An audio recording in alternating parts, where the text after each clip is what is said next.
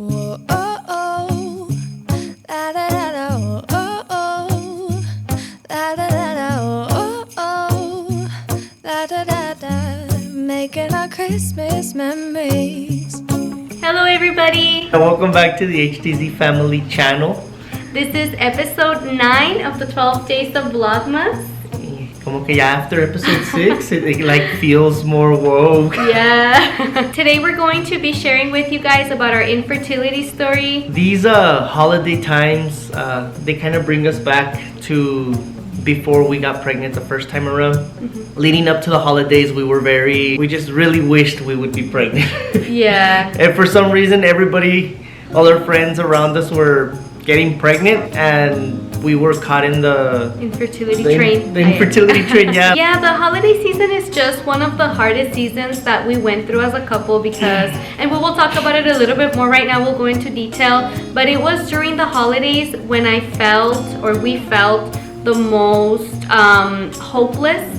And we will say why right now. There was just multiple things that were going on. So we're gonna start our infertility story as far as like what we wished before we even got married. So Ruben and I have been together for almost 14 years. It's gonna be 14 years already in 2 months. While we were dating, we did have those talks about how many kids we wanted or if we ever wanted kids. I have a condition called PCOS, polycystic ovarian syndrome, and since I was younger, TMI, when I first started my periods, I was very irregular, and I was put on birth control to regulate that, to regulate my periods. Since I was a teenager. Yeah, I was in birth control, I want to say since I was like 15 or 16 to regulate, and I'll go into that a little bit more right now. Obviously, I had no idea what any of that was.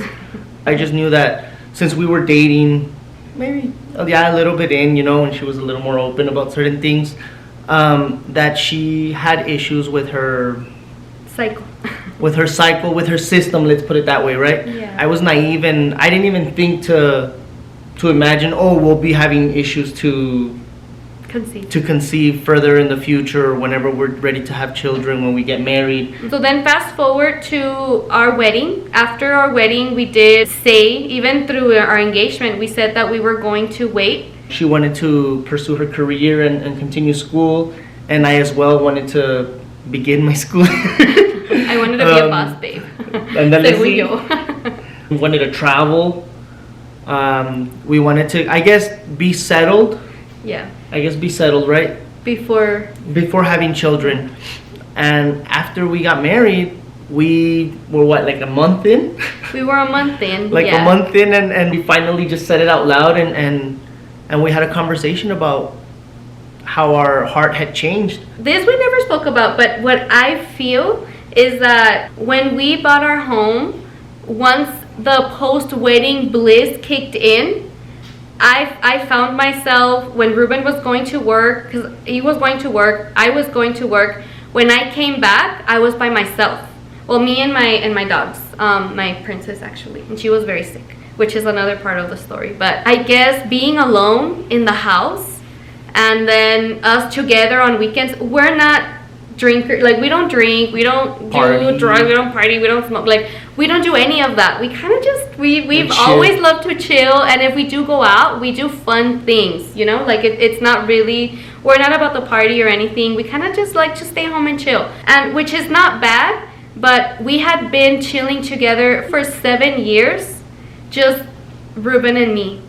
So I guess by the time that we got married and we were just here alone in the house, I feel that that's when God kind of spoke to me and put that wish on me, on saying, okay, you're a month married, you're settled into your home, I think it's time to start trying. That's beautiful.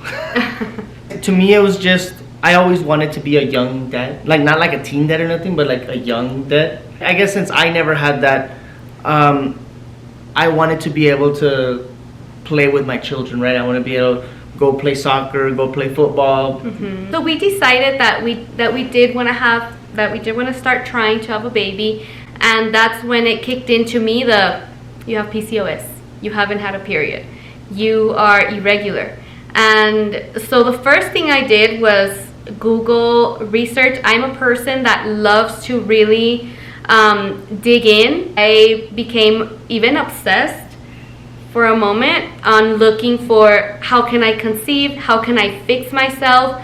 But I can't fix years of birth control in a month. Like there was just no way that I could do that. Damage was done already. So my body started going through some changes to where I was having pains. I was having abdominal pain. I don't know if you remember, but I had to keep going. They had to keep doing ultrasounds on me. I was getting inflammation on my body. I was feeling pain like on my pelvic area. It was just my body was not in sync anymore. Like I was taking birth control for so long, and almost I was 10 years. You were on birth control almost 10 years. Like. But also I was on it on and off. Like I could never stick to it. I was on and off. I would forget to take my pill, and then I would remember, and then I was just a total mess, and my body was responding to it. At that point, I said, no, like I really need to know my body. So I started researching into basal body temperature, which is one of the methods that I used. And then I discovered this device. It was like an Apple Watch, but it wasn't like the Apple Watch. It was just a bracelet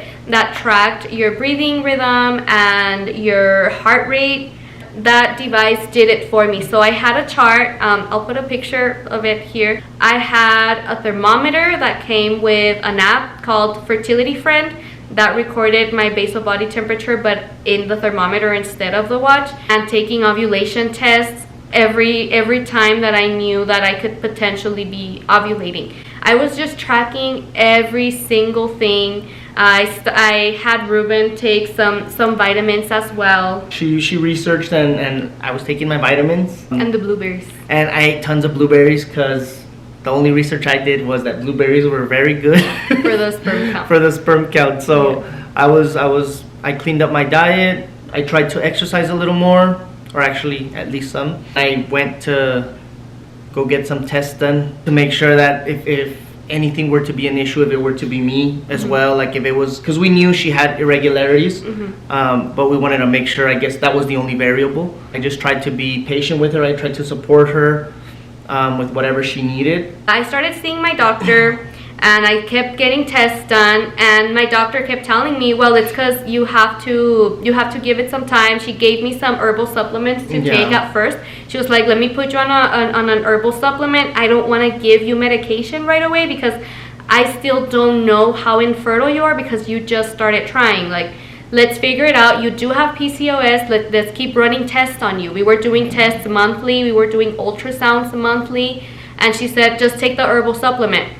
I took not only the herbal supplement that she gave me, I started taking some more vitamins. Everybody was asking us, so when are the babies coming? Yeah. So when are the babies coming? So when are the babies coming? And we had to hide our, back then I was not that open. I felt ashamed. So we just kind of had to hide it, and we kept telling everybody like, no, we're gonna wait, we're gonna wait. But within us, we were like, it was hurting. Like it was painful. No, it was just painful at the time. But you know, we are very resilient. I consider myself to be a very resilient person. I kept researching. I kept going to the doctor, like at this point, like every 2 weeks, every month. And once my doctor saw that I had tried everything, and she had done tests, and she was seeing through ultrasound, through blood exams and everything she did, she was like, you're not ovulating. Like you're not ovulating. There were some levels that were higher. I think it was my testosterone was very high, and it was inhibiting ovulation. At some point, the doctor said, if you want to attempt infertility treatment, let's attempt infertility treatment, but infertility treatment is not covered by our insurance.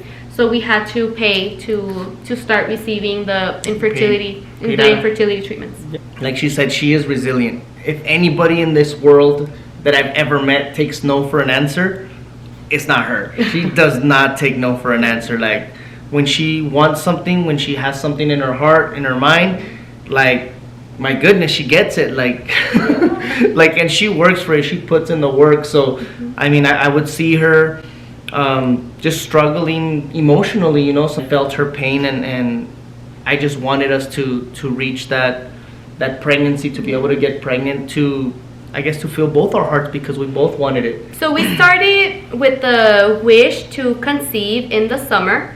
By the fall, was when it was decided for me to begin an infertility treatment. At first, to just induce a period because I was not getting my periods. Through this time that this started happening, which is a side story, but it also has to do with it. My dog, she was my little baby, my Chihuahua. Her name was Princess. She got very sick at that time. I was in a very bad state mentally because all of these things were happening, and I was also stressed out with work. At that time, I was a workaholic. I was very, very busy at the time. I was doing my master's degree. I had just started my master's degree. That was the second semester of my master's degree. So it was just everything like como que when it rains it pours. In November, when we first started trying with the actual infertility medication, because at first it was like, okay, let's try cycles with a period, and then okay, no, that failed. All right, let's try a cycle with a dose of infertility medication. And the infertility medication that I took was called Clomid.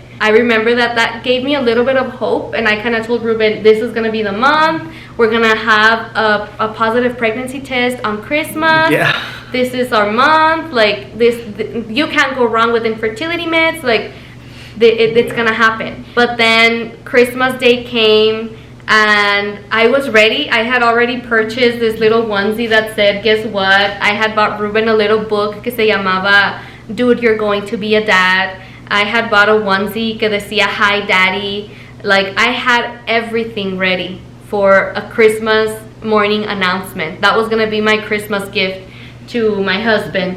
And that morning I was so hopeful. I was like, this is it. Let me take the pregnancy test. And I took it and failed cycle again. It was negative. Did I tell you? No. You're really listening to it. I'm barely hearing this part of the story. Sorry, I thought I told you.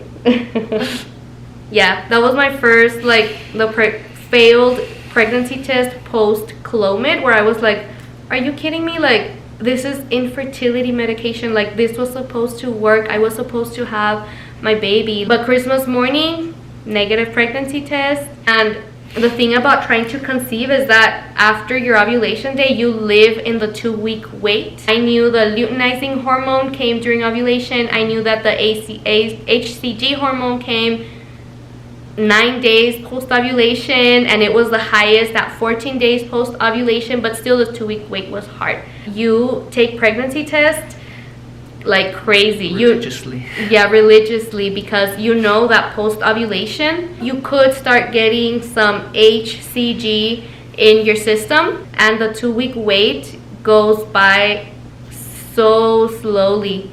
And by the time that Christmas Day came, I was already on, I want to say 10 or 11 days post-ovulation, so I was waiting. By Christmas Day, my doggy, my Princess, was very, very ill. The veterinarian had requested us, or not requested us, but he had suggested for us to put her to sleep. Yeah. After Christmas, when that happened to Princess, that's when I was ready to give up. But then when the OBGYN called me and said, hey, did you already take the pregnancy test? What was it? Are you pregnant? And I said, no, I'm actually not pregnant.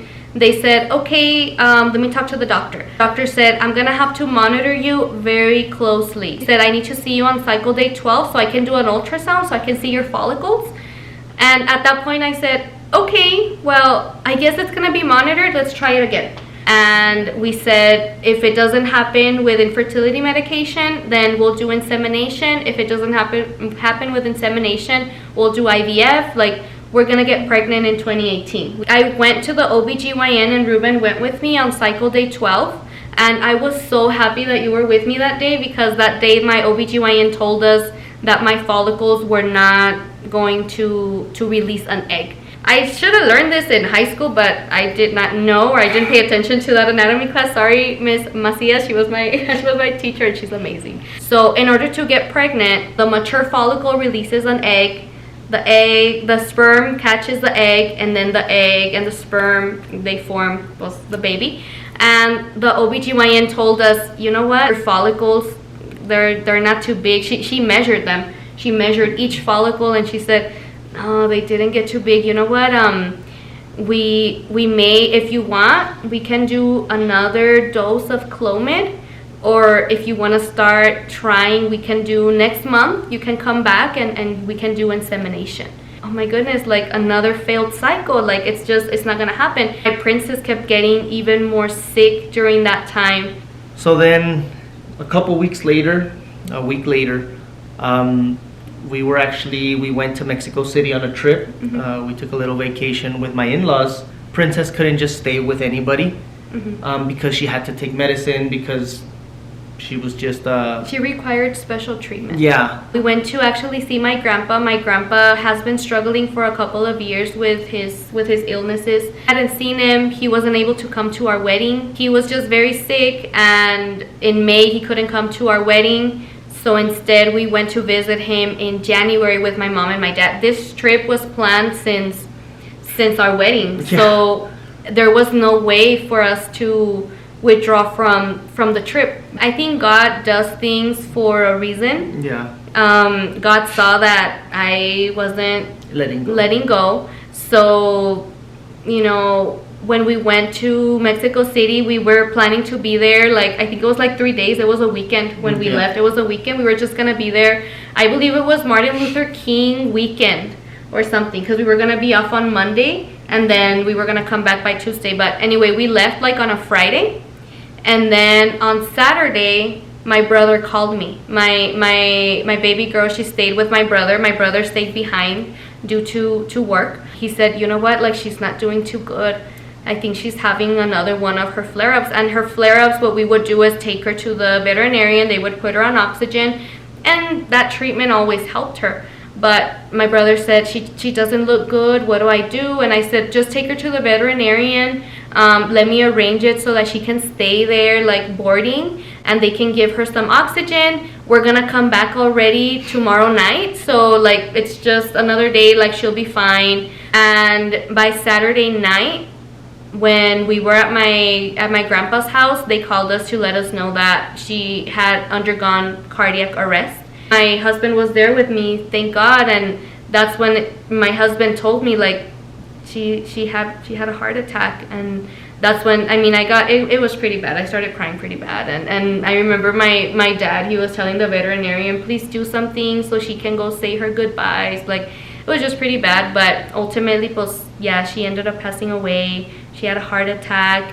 And I even remember telling the veterinarian, it's okay, we'll be there tomorrow in the night. We'll go get her tomorrow night, and we'll take her with you for an appointment on Monday. ¿Te acuerdas que le dije? Yeah. I don't know what was going through my head. I can't even imagine, baby. But I mean, those hard news, just obviously, but we also, I mean, we believe that God does things for a reason. We think and we believe in our hearts that God sent us on this trip and had it like that for a reason. I just feel that God just did things a specific way. Something that happened before she passed away, before we went on our trip. She, and I have a picture of it. I'm so happy I have a picture of it. We'll put the picture here. Yeah, we'll put the picture. But I was laying down here on the couch, and she came to me and she started rubbing her head against my belly. And she never did that. Like, she never did that. And I was like, Princess, what are you doing? And she was just going like this to my belly. She fell asleep with her head on my belly for some time. And I just didn't think anything of it. We went on our Mexico trip. She passed away.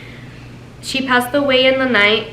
And in the night, I got tickets back right away. Like, I didn't care. The airline told me, like, we can't refund you tickets for the trip you had back tomorrow night. And I said, I don't care. Like, I just wanna go back. I wanna be there. And I remember my mom was saying, well, she already passed away. Like, what can you do? And I said, no, like, I can't be here. Like, I was just not okay at all, like, whatsoever. Like, it was just so hard. And we got home, and pues, it was just very hard. Those days were really hard. But so then when that happened, this was the end of January. This was the end of January. That's when I completely gave up. I stopped tracking my temperature with a thermometer. I stopped taking my everything. I stopped doing ovulation tests. I gave up, and I said I didn't blame it on anybody, but I kind of told God, like, God, why are you doing this to me? Like, I can't conceive. You took away my princess. You know, like, I have all this stress from work, from school, and that was just very, very hard. And I gave up, and I said, I'm not gonna try anymore. And I told my husband, and I said, I'm not gonna try. Like, we're not getting pregnant. That's fine. Let's just try until probably the summer. Let me give myself some time, and we won't do insemination. We won't do Clomid anymore. Like, we're just not gonna do it anymore. I'm done. I'm done trying.